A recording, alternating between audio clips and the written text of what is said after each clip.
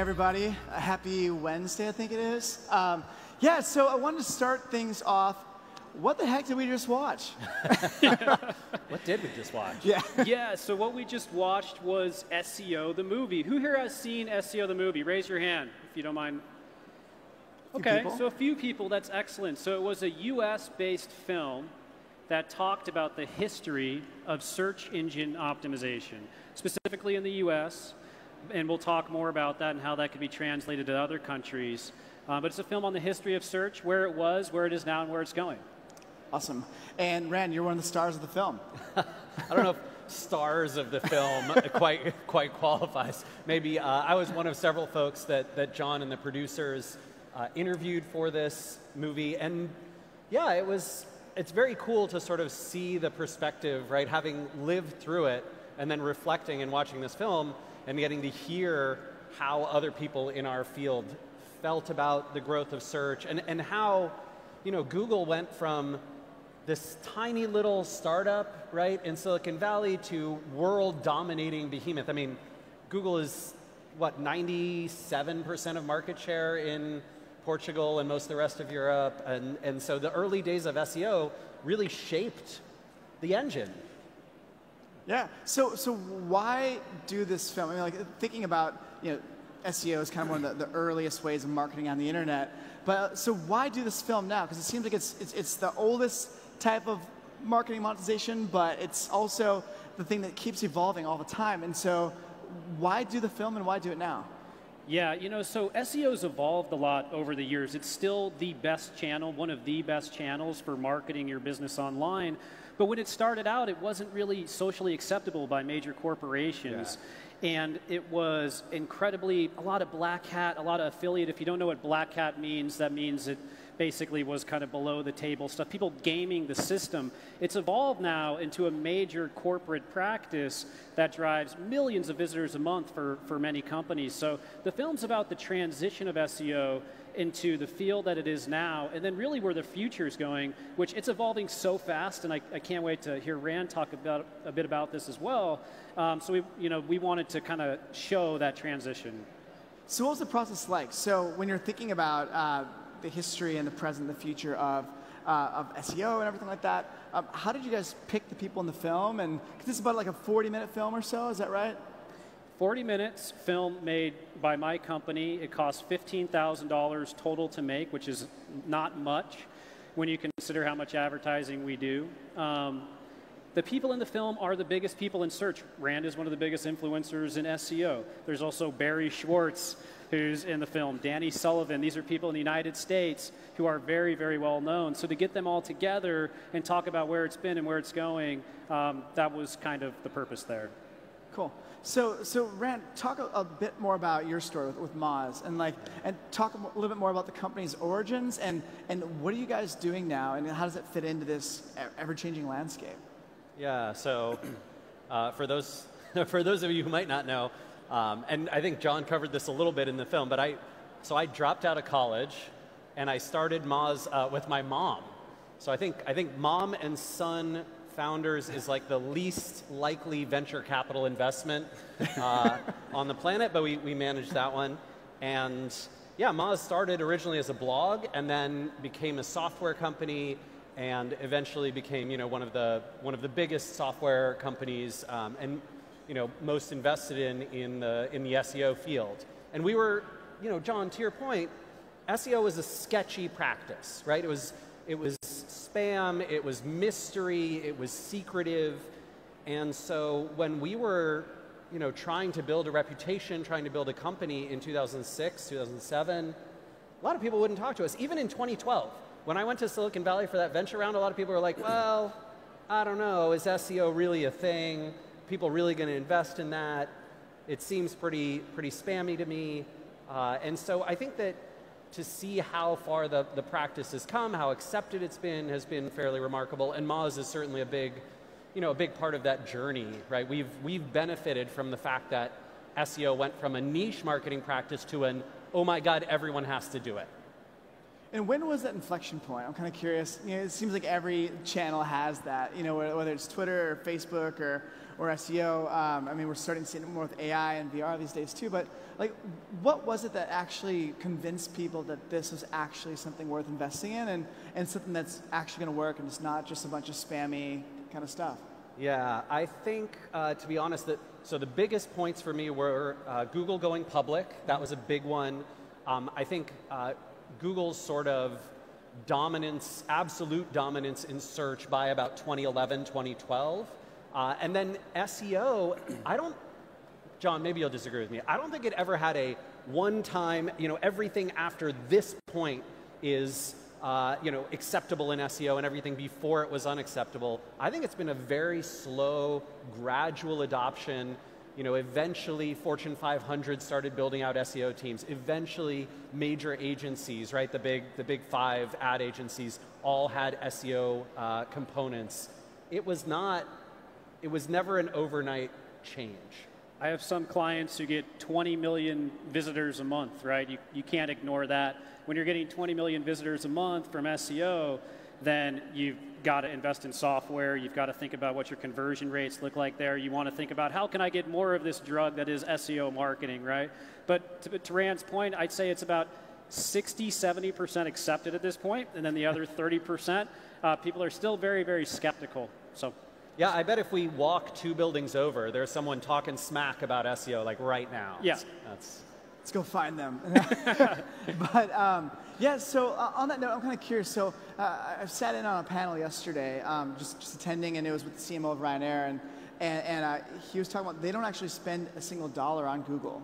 And so I'm kind of curious, you see big brands like that are finding other ways of marketing, and they're still driving, I think it's like 2.5 million visits, I think it was a day. So, I mean, why is SEO still relevant in an era that seems, at least from the broader landscape of hype, more dominated by social? Yeah, so, you know, I was on stage here, a few hours ago, showing some data about the distribution of where traffic comes from on the web. And I believe, so the number one referrer of web traffic is Google, and it's at 62%. Right? And then the next one down is Facebook at like 12 or 13%, right? So we're talking about Google is just orders, you know, vastly, vastly bigger in terms of a traffic driver. And more importantly, I think, is when you look at the long tail of the web, right? The millions, hundreds of millions of websites that exist, Google is the one sending traffic to all of these folks. Facebook's traffic delivery is all concentrated up here. So no surprise if you're at the New York Times and you get a lot of your traffic from Facebook and you spend a lot of your time on Facebook, you think Facebook must be the dominant thing. That's the big story. But reality is, you know what? Everybody else, all of us, have to play in a Google world. And I'd just like to comment on that real quick. I mean, everybody's talking about social. They're talking about AI. They're talking about these new, which are growing channels. We know these are growing channels. But what matters right now to your business? Well, the 2 best ways are Google organic search and Google AdWords. That's where, I mean, it's getting more competitive, and we can touch on that a bit. But you know, social is, people look at that as the hot button and the newest trend, but the conversion rates in a lot of cases really aren't there for businesses. The revenue, and it all comes down to money, right? And leads or e-commerce or branding or news if you're a news site. Social is great for news sites, it's great for branding sites, but is it that great for e-commerce? Is it that great for lead generation? In many cases it's not. So you guys just mentioned both, you know, the relevancy of Google, but then there's of course still Bing. It's still around. You know, it's much smaller market share, but I'm kind of curious, what does that look like when you have these 2, you know, major search engines? Like, is it still relevant, or can it be a one player takes all when it comes to search? And what's the problem when you have a company like Google that has almost a monopoly on this massive industry? Yeah, so it's pretty fascinating. So in the United States, Google has done a wonderful job. Google, by the way, is the second largest lobbying organization in the US. So for those of you who are European, lobbying means bribing politicians. And in our country, that is legal. I don't know why, but it is. And so Google is one of the biggest lobbyers. And one of the things that they do to help make sure that they're not regulated as a monopoly, which you can see they are in the EU, right? The EU just cracked down on Google a couple of times, specifically around local results and around shopping results. But in the US, they haven't been, and that is because Google spends so much time and energy, including getting people like ComScore to tell Congress, to tell the United States government that Bing and Google are both quite big. They say, you know, Bing has 35% market share. They don't have anywhere close to that, but it's in Google's best interest to make it look to the regulators like they do. So that is one of the reasons you see this ongoing narrative, right, media narrative of, oh, Google and Bing are warring against each other. In fact, it really has been a one market takes all. The most interesting thing from the data that we saw is that Google web search is rivaled by one other search engine. What's that? Google image search. Whoa, Google. Google image search is like crazy. Yeah, so YouTube is, I think, number 3 behind. So it's Google Web, Google Images, then YouTube, and then like Facebook, Amazon, and Microsoft. You do have another major competitor, to be fair, which is Baidu in China. Okay. Yes. Yeah.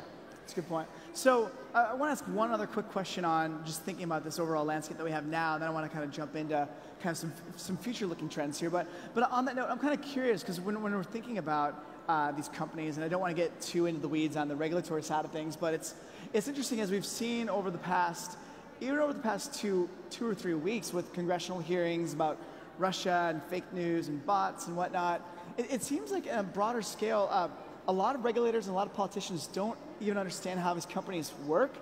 And so what does that mean when you have the companies that are supposed to be protecting consumers against like fake news or bad advertising or whatnot that don't understand how to regulate or how not to regulate these companies? What does it look like from your perspective? Is that a good thing to have a Wild West, or is it a bad thing? Let's see. The good is it leaves a lot of room for innovation, and it leaves a lot of space to be creative without having to worry about rules.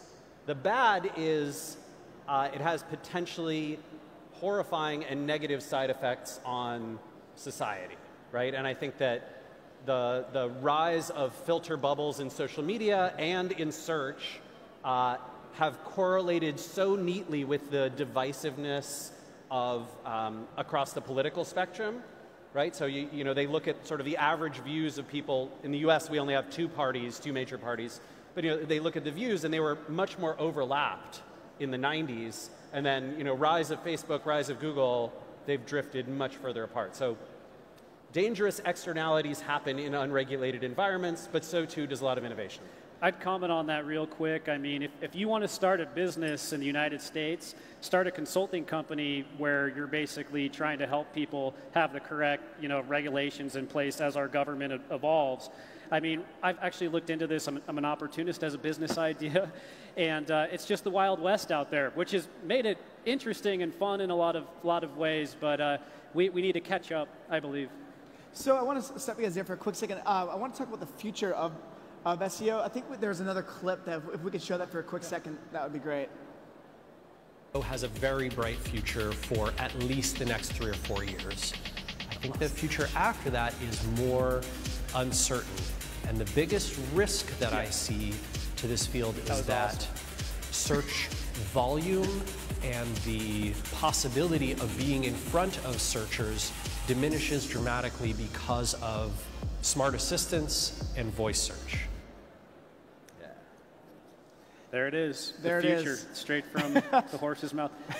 Exactly. Yeah, and so on that note, one of the things I've personally been really curious about over the last 6 months to a year or so is actually voice search, which is, how does that change? Because, I mean, we've seen this whole process built out, and you have Google doing all its updates, but you know, everyone's gotten used to Googling certain things, right? Popping in a few keywords or a sentence.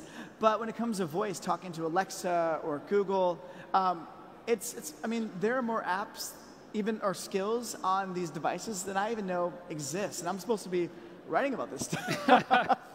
But like, and so the thing with the consumer, maybe there's the Campbell's soup skill in Alexa, but there's, what's another soup brand? I don't know. But talk about that though. Like, what does it look like?